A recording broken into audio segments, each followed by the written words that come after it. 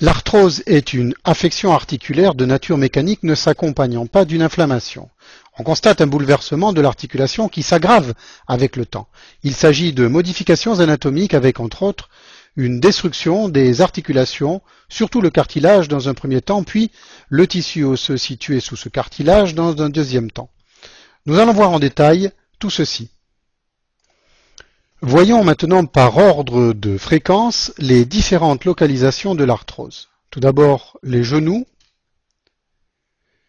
puis la main, suivi des pieds, vient ensuite la hanche,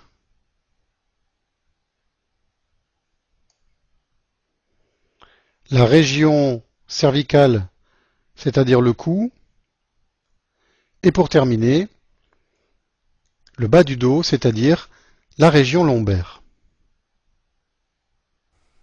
Les gestes quotidiens, comme par exemple le mouvement de la main, sont possibles grâce aux articulations. Par définition, une articulation est un mode de jonction de pièces osseuses qui sont mobiles le plus souvent. C'est le cas du poignet que nous voyons ici. Le poignet est constitué par les os du carpe correspondant à la paume de la main et le radius, et le cubitus d'autre part. Pour mieux saisir le mécanisme intime d'une articulation, nous allons faire disparaître, pour simplifier la compréhension, les autres os du carpe que nous allons voir maintenant en détail. La flèche rouge survole successivement le lunatum, le triquetome, le pisiforme, l'amatome, le capitatum, le trapézoïde et le trapèze, ainsi que l'ulna, qui est l'autre os de l'avant-bras. Nous allons faire disparaître maintenant l'ensemble des os du carpe pour ne laisser que le radius recouvert de cartilage de couleur bleue. Nous constatons que celui-ci est constitué d'une certaine épaisseur qui permet de faciliter les mouvements articulaires.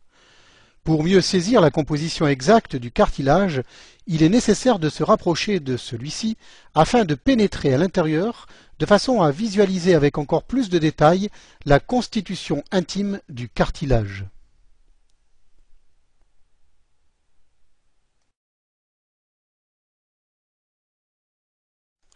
Nous voyons ici un très fort grossissement, l'histologie du cartilage, c'est-à-dire en réalité sa composition.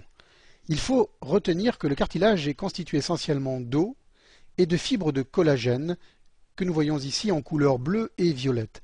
En rouge, il s'agit des chondrocytes, c'est-à-dire des cellules cartilagineuses proprement dit. Une des premières conséquences de l'arthrose est la raréfaction de ces fibres qui, à terme, va fragiliser le cartilage et le rendre beaucoup moins épais, donc moins effectif. En survolant la surface du cartilage que nous sommes en train d'observer, nous pouvons constater, en nous approchant de très près, la désorganisation de la structure cartilagineuse qui aboutit à un effilochage tel que nous le constatons sur ces images. Les modifications liées à l'arthrose ne concernent pas uniquement le cartilage. En effet, en effectuant un puissant zoom et après avoir traversé la couche de cartilage recouvrant le radius, il est possible d'observer la surface osseuse de cet os de l'avant-bras. Ces images vont nous permettre de mieux comprendre le processus de vieillissement de l'os survenant après celui du cartilage. Dans un premier temps, apparaît une fragilisation de la corticale, c'est-à-dire de la partie superficielle de l'os. Comme nous le constatons sur ces images, cette corticale se fissure ensuite et finit par se fragiliser jusqu'à disparaître. Mais ce n'est pas tout. Après la transformation du cartilage et celle de la corticale, apparaît une sorte de reconstruction osseuse, comme si l'organisme tentait de réparer les lésions consécutives à l'arthrose. En réalité, cette réédification est en définitive maladroite. En effet, il s'agit d'apposition de couches successives du squelette osseux que l'on appelle ostéophytes ou également bec de perroquet. Ils sont source de handicaps particuliers et de douleurs pour le patient, comme le montre cette animation.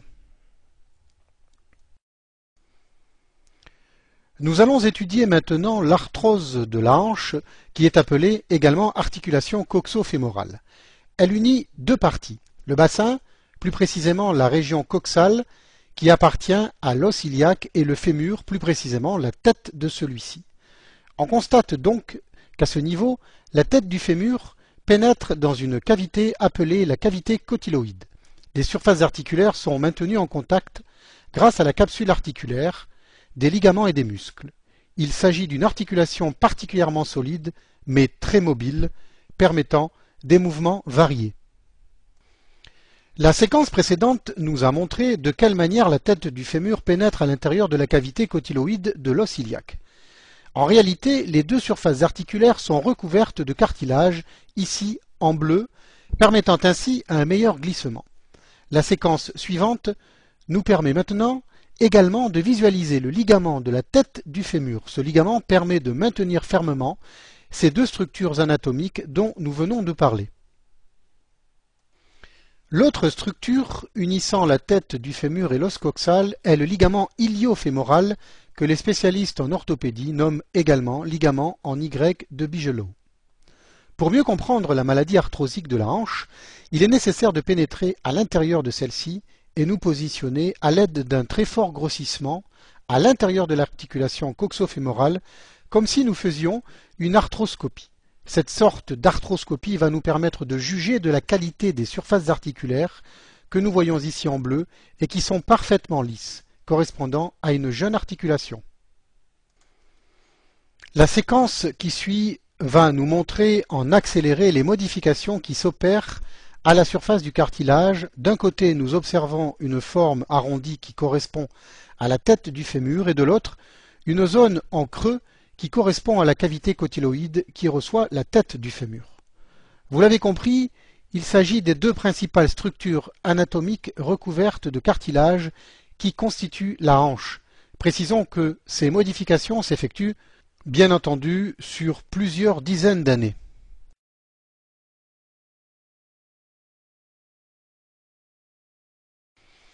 Le vieillissement et l'usure du cartilage s'accompagnent d'un effilochage mais aussi d'un morcellement de celui-ci qui se traduit par l'apparition de minuscules fragments cartilagineux qui finissent par envahir le liquide synovial de l'articulation coxo-fémorale, c'est-à-dire de la hanche.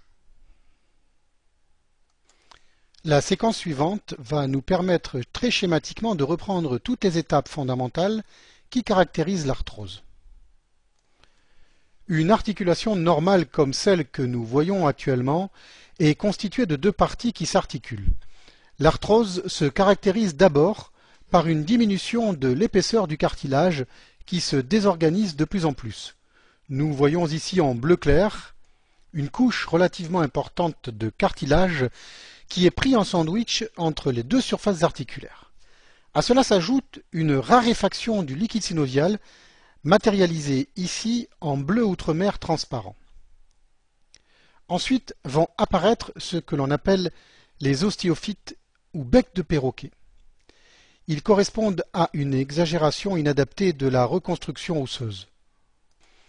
Enfin, dernière étape, et non la moindre, le patient souffre de perturbations locomotrices qui s'accompagnent d'une diminution de la force musculaire qui fait suite à un amoindrissement de l'amplitude des mouvements consécutifs aux différentes lésions que nous venons d'énumérer.